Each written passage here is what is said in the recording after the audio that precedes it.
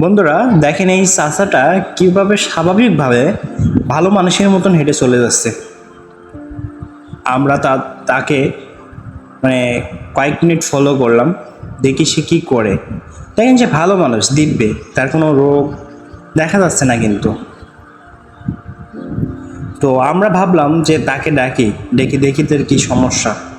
তো ডাকার পরে তাকে শুনলাম যে আপনার কী সমস্যা। তা সে আমাদেরকে বলল যে তার নাকি পায়ে সমস্যা, মাজায় সমস্যা, হাঁটতে পারে না। তা আমি বললাম হাঁটতে পারেন না, তাহলে আমি আপনাকে কি সাহায্য করতে পারি? সে বলে, বাবা আমি দুপুরে খাই নাই, আমার কিছু খাইতে দাও।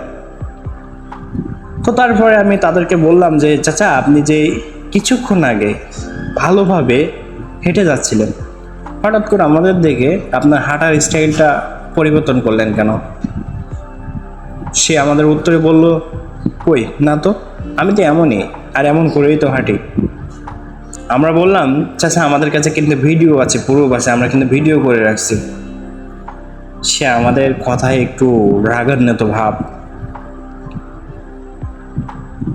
আমি এই ভিডিওটা মূলত এই উদ্দেশ্যে করছি যে এইসব চাচার কারণে আজকাল আমরা যারা সাহায্যর প্রয়োজন যাদের, তাদেরকে আমরা সাহায্য করতে পারি না।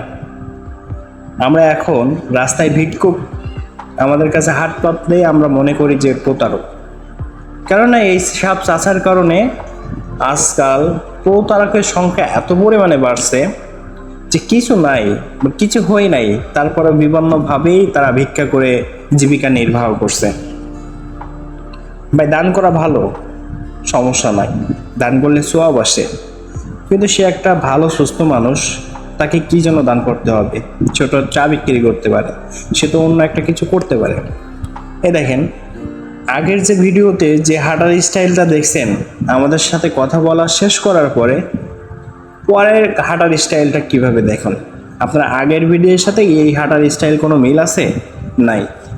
এমনভাবে বাংলাদেশে হাজার হাজার মানুষ প্রতারণা করে যাচ্ছে। আর